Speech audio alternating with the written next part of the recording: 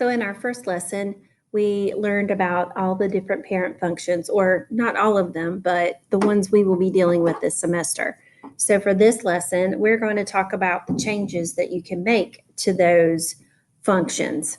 So the first one we're going to talk about, the first change or the first transformation, is a translation. Okay, so you learned about these in geometry. A shift is another word to call it. It means sliding it up, sliding it down, left or right. In algebra, we can look at an equation and tell. So the first thing is if you have a function, and these are very general definitions here in math terms. If you have a function and you add some number on the end, that is going to be a shift or a translation up k units. If you take a function, any function, x squared, something like that, and you subtract a number at the end, that's going to be a shift down k units.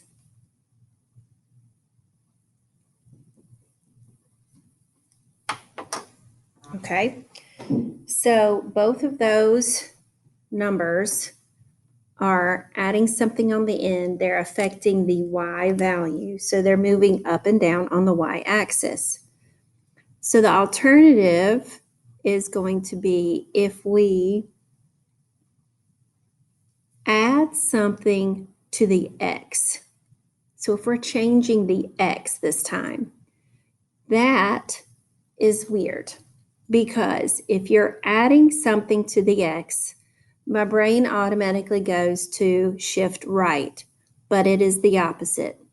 It is going to shift that function left h units. And if we subtract a number from the x, that is going to be a shift right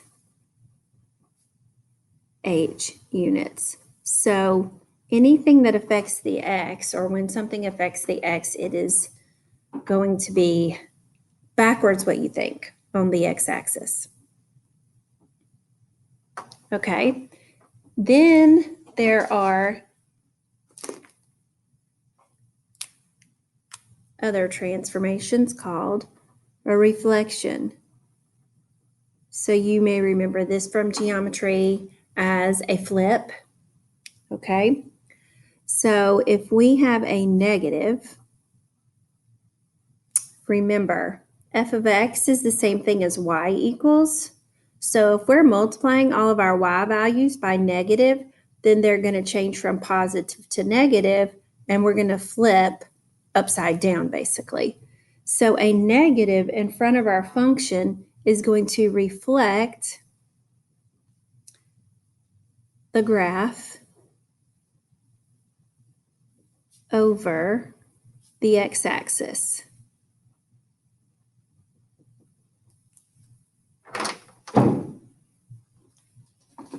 And if we have a negative with the x, then we are switching the x values from positive to negative, and we're flipping across the y-axis from left to right.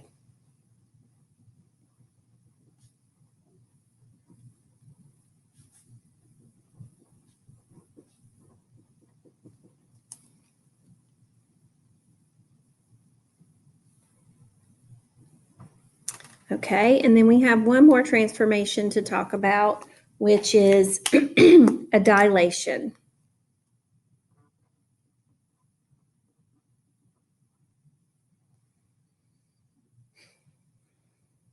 All right, we have two of those. So if we multiply a number times the function, and that number is greater than 1, so if it's 2 times it, or 3 times it, or 4 times it, we are doubling or tripling or quadrupling our y value, which means it's going to stretch that graph vertically. So that is a vertical stretch. It's going to get skinny, going to get, I don't know how to explain it, but we'll show pictures in a minute. Another dilation is when we are using an a value that is between 0 and 1. So that's a fraction. We're halving it. We're quartering it. That result on that graph is going to be called a vertical compression. It's kind of like squashing it.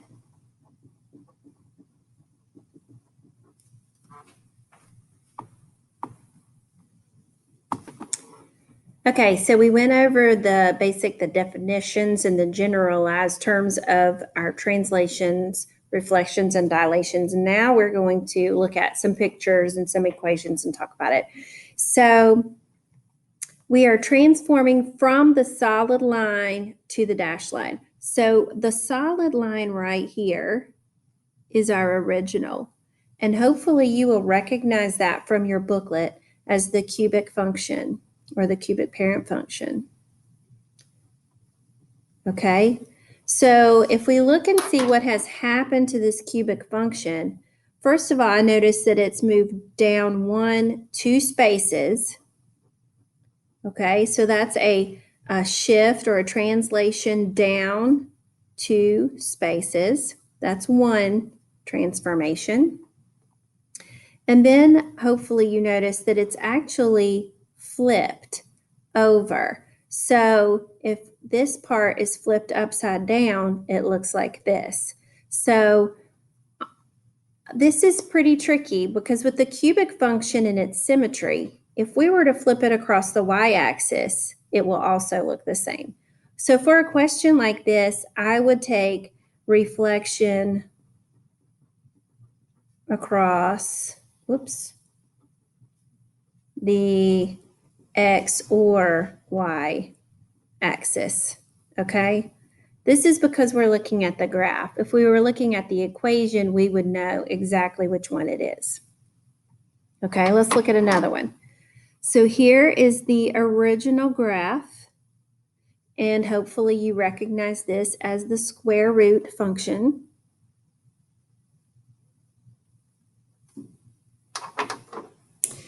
And so what has happened, it has shifted over here to the left 1, 2, 3 spaces.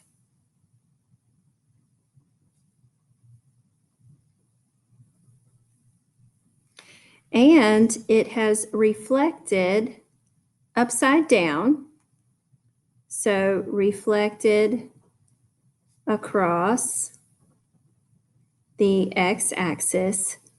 But if we just reflected this across the x-axis, it's going to look like this. So this one has also been reflected across the y-axis. So this one has had both happen.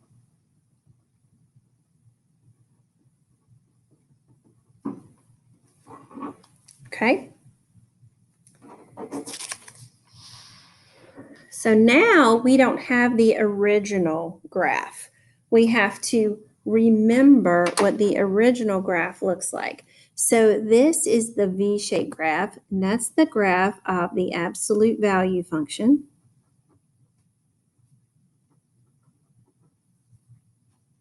And the absolute value function, it normally looks like this. So to describe the transformations, I can see that it has moved 1, 2 spaces to the left.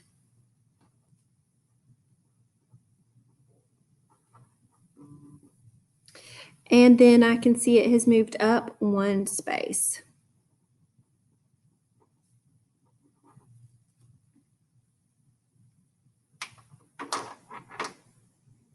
All right, 4 should be simple because it's that U-shaped graph that you've been learning about since at least Algebra 1, and that's called the quadratic function. And the quadratic function normally looks something like this. And even though I didn't really try hard to graph this, this graph is skinnier than this one. So we can tell that there has been a vertical stretch. You have to really pay attention to that. And if you want to be real specific, you could look at your table in your booklet. So first of all, I notice that it's upside down. So this is a reflection across the x-axis. And then what I notice is, so 1 squared is 1. 2 squared is 4, right? So if I look at this, 1 squared is 1, that graph would be right there. 2 squared is 4, that graph would be right there. So we can see that it's getting skinnier. So this is a vertical stretch.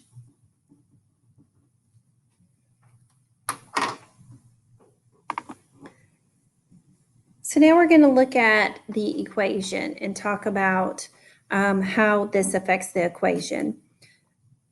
Let's see, if we remember from our front page, when we reflect across the x-axis, that is a negative times our f of x. That's what we said, okay?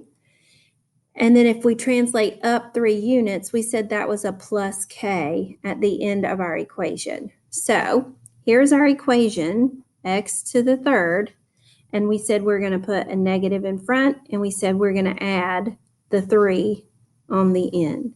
So this is our new function.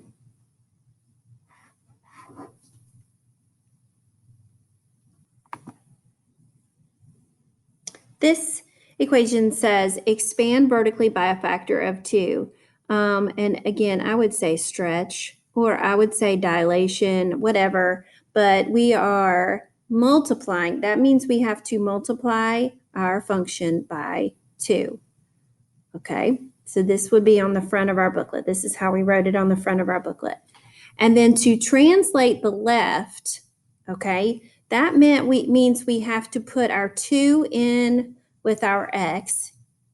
And left, remember, is opposite what we think. Left makes me think negative or subtraction, but it's actually addition.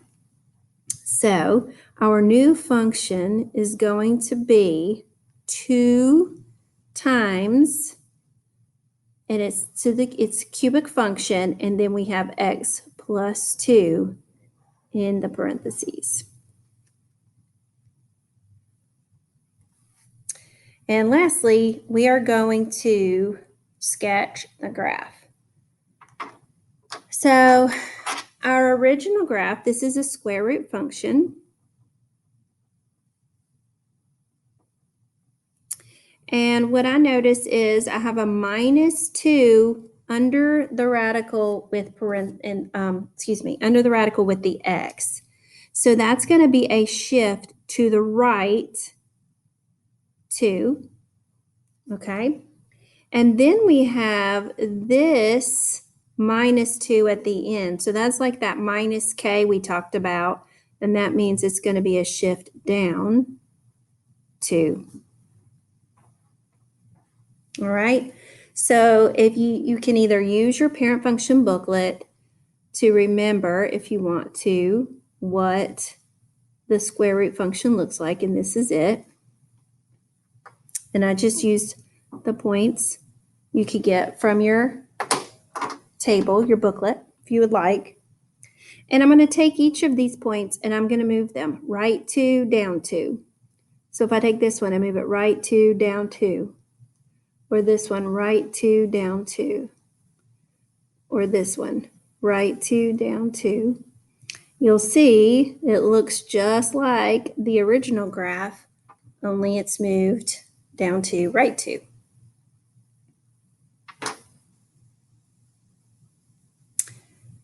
For our last, number 8, we have, this is the absolute value function. And hopefully you remember that's going to look like a V when we graph it. So the absolute value of 1 is 1, 2 is 2, 3 is 3. The absolute value of -1 is 1, -2 is 2, -3 is 3, and it looks like this. So what are the transformations? Well, this 2 here is going to be a stretch. So we're going to multiply our y values by 2. And then this +3 on the end is just like the other one. That's going to move or slide the graph up 3 spaces. So my y value here at the origin is 0. So 2 times 0 is 0. So it's going to stay, or that doesn't really stretch, but then we do move it up 3. So up 1, 2, 3.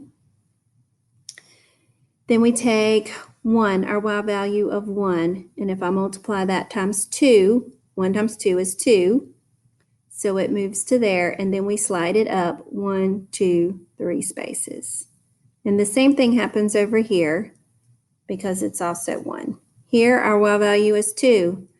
Times the 2 is 4, plus 3 is 7. So it's actually going to be off the graph. So as you can see, we have a graph that looks a little skinnier, and it has shifted up 3 spaces.